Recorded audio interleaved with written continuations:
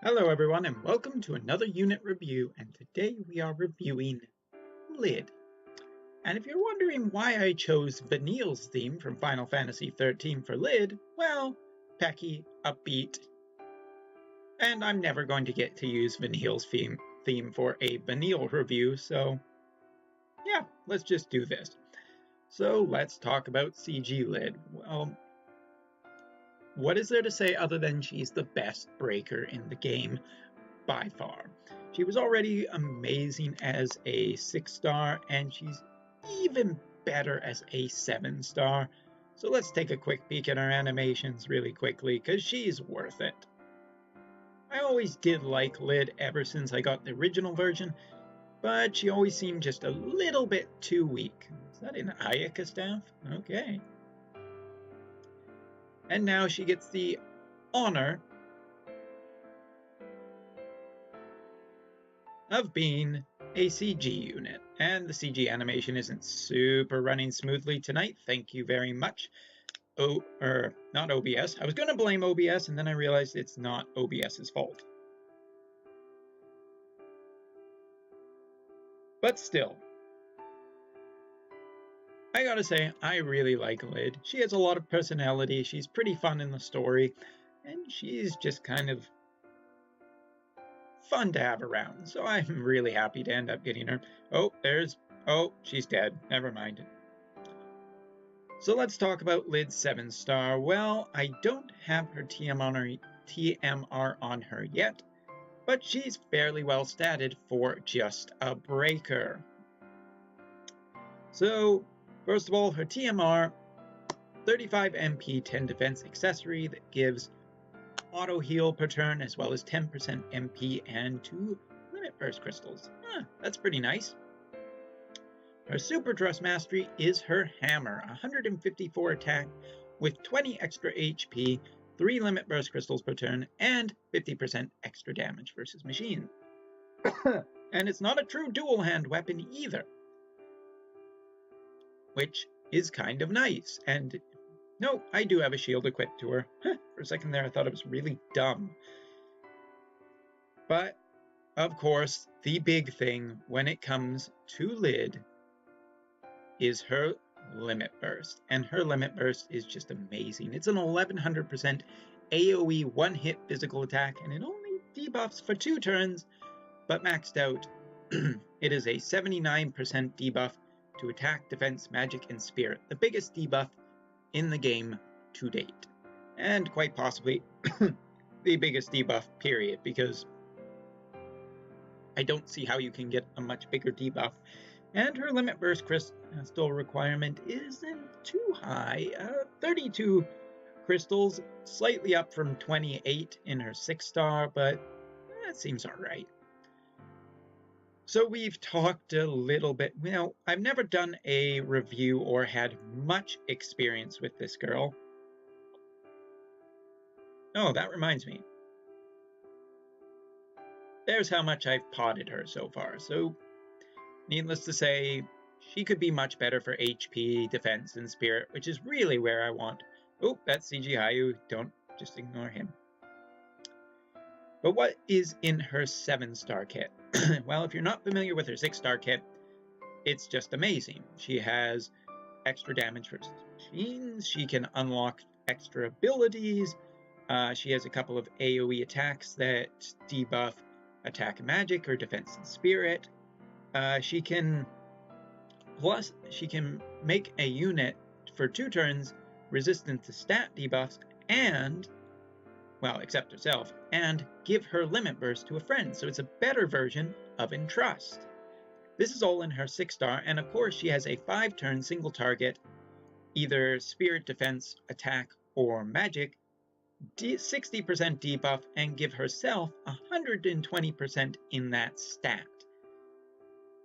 For 36 MP, that's just amazing. But her 7-star. So, equipping her TMR gives her an extra 20% HP and MP. Hey, that's pretty nice. She gains 2 limit burst crystals per turn.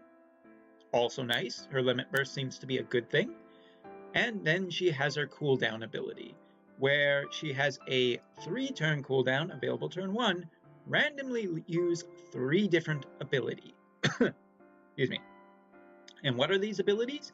Well, you either get an AoE 2-turn, attack, defense, magic, or spirit debuff for 84%. Only 2 turns, but if you make those turns count and you get lucky and get the right debuff, that could just kill the enemy 1 turn. And it's not tied to her limit burst, so hey, good. She also, or you have the chance of getting an AoE 2-turn 55% debuff to everything. By the way, those are all AoEs. I don't know if I mentioned that, but they are. So it can apply to all enemies. That's pretty nice. That's pretty nice. Now, available turn 1 on a 9-turn cooldown. There's a reason for this. She has a scan target and 2-turn debuff 74% to attack, defense, magic, and spirit. Basically, it's her 5% less than her limit burst, but she can access it every 9 turns. So it's very important you decide when you want to use this. But that's just a really nice general debuff on a single target. For bosses, I can't think of much better than that. And also, available turn 1, 9-turn Available turn 1, 9-turn cooldown. A single target stat buff removal. You may wonder, what the hell does that mean? Basically, she can remove from a single target only buffs from an enemy. So if you have your debuffs, you can actually use Lid to just remove their buffs. And you can keep the debuffs on the enemy. This ability is really good. It's on a 9-turn cooldown, but there's a reason for it. This is a super strong ability for 64 MP, and it makes just debuffing, like, it's the best thing a debuffer could ask for. Just getting rid of the enemy buffs and leaving the debuffs in place. She gets an extra 20% attack, and her last level up that she gets is 20% to all stats except HP and MP, and a 30% chance counter with 1 ability once max per turn, which is a 30 MP recovery for the int for herself, and an AoE 2 to 3 limit burst crystal for the party. That's a really nice little thing to give your party. Also, don't forget that because of the story that we got here in Japan, where we got extra abilities, Lid also has a extra ability for completing those, where she has 50% camouflage and a 20% chance to counter physical with an AoE 800 HP at a 3x mod and 1 to 2 limit burst crystal fill for the entire team. This is the type of unit I love, that not only can do something incredibly useful, but can help the party. Oh wait, I forgot something. You know those 60% debuffs that give her 120% buff for 5 turns? She has a war ability where she can use 2 of them. This is the ultimate buffer. I've said it before and I'll say it again. There could be someone coming in the near future that will be better than old Lid here, but who it is, I don't know. So yes, Lid is easily the best. Let's take a look. So here is her war break, so we could debuff. Now these debuffs don't work against the training dummy, but we'll still demo it. So let's do defense and spirit.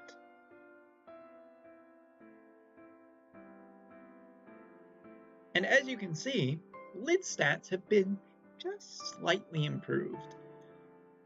And she's debuffed the enemy, or she would have if this wasn't a training dummy. You know, you gotta use the training dummy, it's just a good demonstration tool. But Lid has some absolutely amazing and fantastic abilities. Particularly her cooldown abilities are something new to be seen. And unlike using Dispel, they're just nice. They're nice. They're nice. They're so nice. Would you look at that? Why have we never been able... It's immune to stone? I've never scanned the training dummy before. Huh.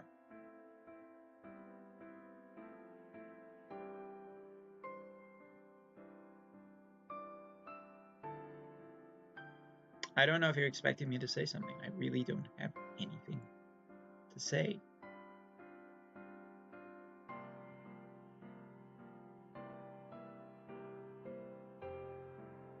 But let's try the random ability, because we love random things. Let's see what happens.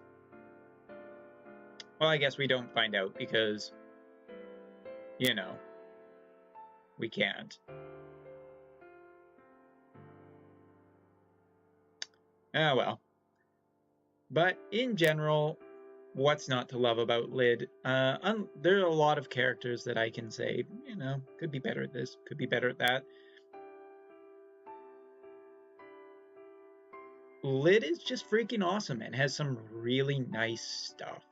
She's, in general, just the best breaker.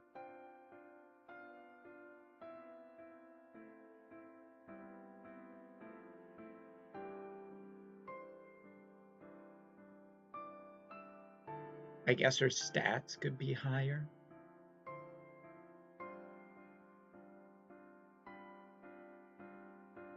She could have some natural status immunity. That would be nice. But really, when it comes to being just a stat buff remover, if you're wondering on the global side who you should try for, Lid, get 2 of her. You won't be disappointed. She's just the best. So that's all for this unit review, and I will see you all in the next one. Till then.